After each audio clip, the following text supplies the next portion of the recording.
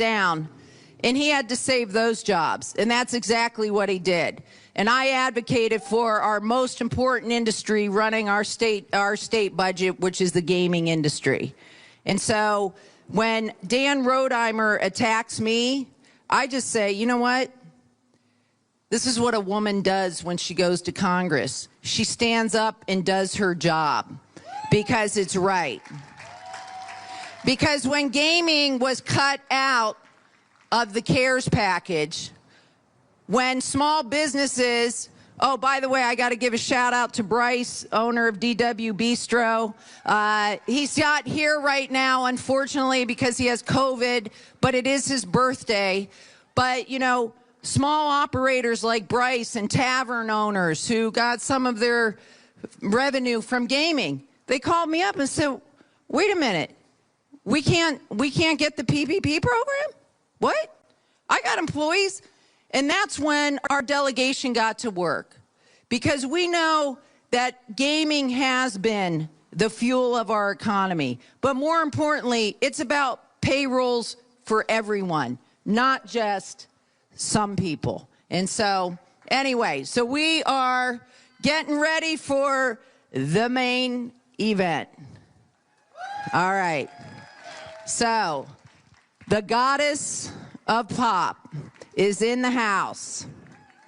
And I think she needs no introduction. But what we love about Cher is she endures and endures and endures. She has been an icon, a leader, and we are so excited that she chose Las Vegas for her residency and entertained us for years and years and years. And I can't wait. Who's excited? Let's get some hands up. Come on, let's get some energy. Cher is in the house. The goddess of pop is here, and she's here for a reason, because she's always been a leader for what's right in this country. And what is right for this country right now is Joe Biden and Kamala Harris in the White House. And I can't wait for all of us. Here she is.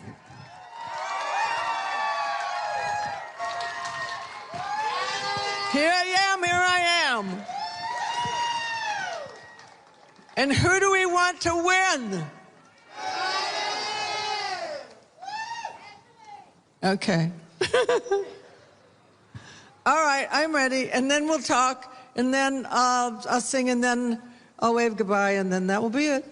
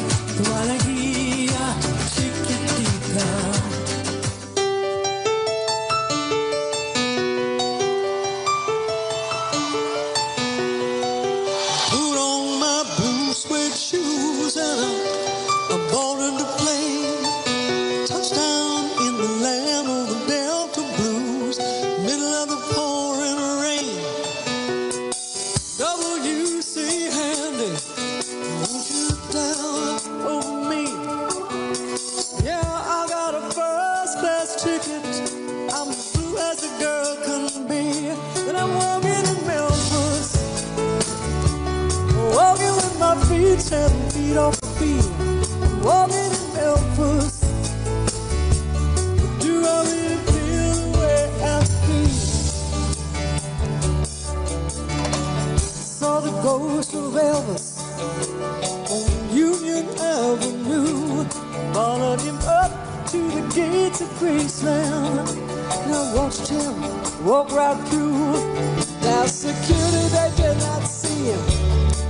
They just hovered around his tomb. But there's a pretty little thing waiting for the king down in the jungle room. When I was walking in Memphis, walking with my feet 10 feet off the field. I'm walking in Memphis. Do I really feel the way I feel? I'm walking in Memphis.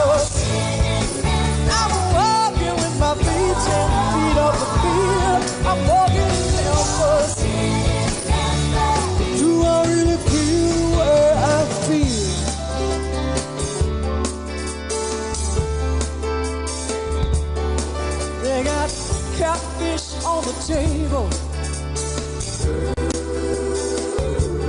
They got gospel in the air.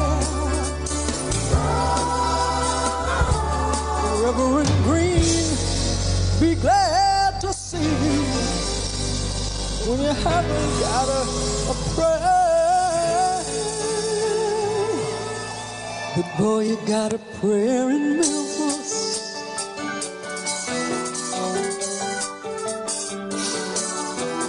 Now Gabriel plays piano every Friday at the Hollywood, and they brought me down to see him. He asked me if I would do a little number, now sing with all my might. He said, "Have you a question, child?" I said, "Man, I am tonight. I'm walking in Memphis, walking with my feet 10 feet on the field. I'm walking in Memphis. Do I really feel the way I feel? I'm walking in Memphis. I'm walking with my feet 10 feet on the field. I'm walking in Memphis. Do I really feel the way I feel?"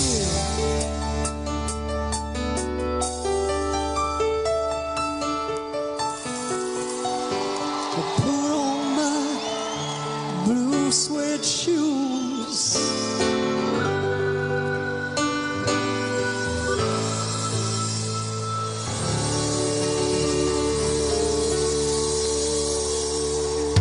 Thank you. Thank you, thank you, thank you. So I'm here to talk about Joe and Kamala, and I've known Joe since 2006, and this is what I think that's something really important, and that is you cannot build anything unless you build it on the truth. And I believe that that's one of Joe's great, great attributes, is he is honest, he is truthful, he knows what he's doing, he's smart. I mean, he's not gonna come in with no one. He's coming in with the best people, and they're ready to work, and they're ready to try and change what this man in the White House has done. He is ripping the guts out of America. If he got 4 more years, we wouldn't recognize it. We wouldn't have any of the freedoms that we have. I don't even know that we're gonna be able to get the freedoms back. It's gonna take a long, long time to get the freedoms back that we've taken for granted, and especially that young people have taken for granted. They don't know. Like, when I was a young girl, which is so many years ago, I can't remember, but when I was a young girl, women were introduced by their husbands' names. They would be introduced as, "Oh, this is Mrs. John Richards." And I would say to my mother, "What kind of bullshit is this?" I was about 10. And I've seen what has gone on. I have seen how we've changed as a group of people, especially women. Not everybody. I see that I was so ignorant too until cell phones came out. I didn't know what was going on in the Black community. I didn't know what was going on in the Latino community. Not that I didn't know, but I never saw it. You know? So I am excited about making this world a better place. I'm excited about Joe making this world a better place because he wants to. I have talked to him about this. You know, this is not my conjecture. This is me talking to him. And also I was saying, like, what are you gonna do, dude? What are you gonna do about this? What are you gonna do about that? I hope you're gonna do something like this. Or is anything gonna be green? You know, are we gonna, he's got this idea to make jobs where there were no jobs before. You know, he's got an idea how to make jobs where there were no jobs before. And I don't know if people, they're good jobs, they pay well, and I'm not sure if people care what kind of a job as long as it's honest, it pays well, and it doesn't kill you. So yes. Oh, thank you. Also, I wanted to tell you this, and it's by way of explaining something about me that you don't know. So my grandmother picked cotton, and my grandmother picked cotton with my mother on the gunny sack. And it was a very rough existence. My mother got a job. My mother had a job where you called in every day to see if you had a job for the next day. Was there a time then was really horribly embarrassing for me. I mean, it's something I'm never going to forget. And where I lost the soles of my shoes, and so I had to put rubber bands around the soles of my shoes so I could walk to school. So when I say I understand what people are going through, you never forget this. You know, I never will forget the things that I had to go through when I was young, and I want people to have better. I want people to feel good about themselves. I want them to have a good living. I want schools to be decent, and not just for rich kids. I want schools to be decent for everyone. You know, I have a friend named Karen Weaver. She was the mayor of Flint, Michigan. And I saw what she had to go through. They gave her nothing. They lied about everything. And she got fired because she was bugging the governor, and she was trying to get water for her people. So just because, you know, a lot of times it seems like the people at the top are telling the truth. Well, that doesn't necessarily mean anything, because the people at the top can be big liars because they want power and money. And that's what they want. And some of them will do anything to get it. So, and I know what I'm talking about because I've been around some of those people. Not for long. So anyway, I just want you to, you know, go to www.iwillvote.com and vote, because if you don't vote, we'll have nothing, you know? If he gets another term in office, if he gets another 4 years in office, we will have nothing, you know? We will have Putin's idea of what heaven is. We will have Erdogan's idea of what heaven is. We will have all of these people, all these autocrats, who will have his ear, who will be paying him money, and we will have no power, you know? So I want us to have some power, and I want people to have a good living wage, and I want women to get help when they have children, you know?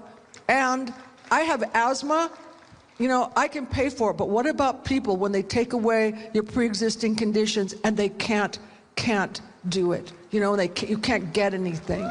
So I don't want to see them do that. And they've been trying to do this from the day dot, okay? These guys are so full of shit. Anyway, good night and thank you.